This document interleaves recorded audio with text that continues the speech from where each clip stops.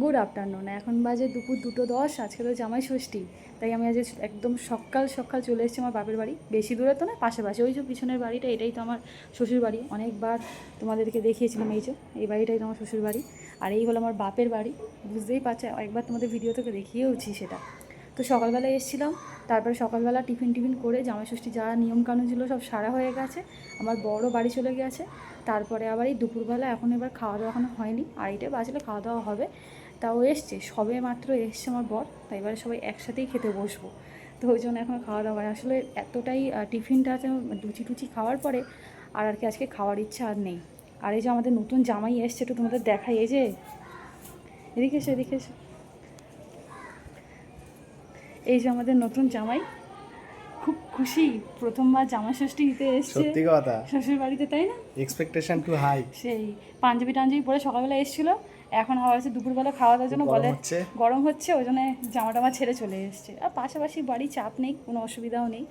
আর আমার ওই বাড়িতেও তো আজকে প্রচণ্ড হয়েছে, মানে আমার শ্বশুর বাড়িতে আজকে আমার ননদ এসছে, জামাইবাবু এসছে, তাদের দুটো বাচ্চা আছে তারা এসছে, আমার মাসি শাশুড়ি তাদের দুটো ছেলে, মানে আমার দুটো যে দেওর ভাই হয় ওরা আছে, মেসো আছে। তো আমি ওটাও খুব মিস করছি, মানে ওরাও ওখানে প্রচণ্ড মজা করছে। তা আমি যাব, মিস করলে চলবে না। অলরেডি ওরা একবার বলেছে আমাকে যে মাঝখানে সময় পেলে এসো, তো আমি বেলার দিকে আর টাইম পাইনি।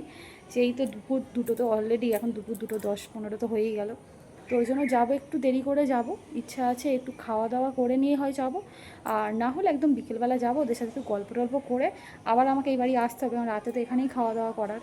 তো এখানে খাওয়া দাওয়া করে একদম আবার আবার রাত্রেবেলা বাড়ি চলে যাবো।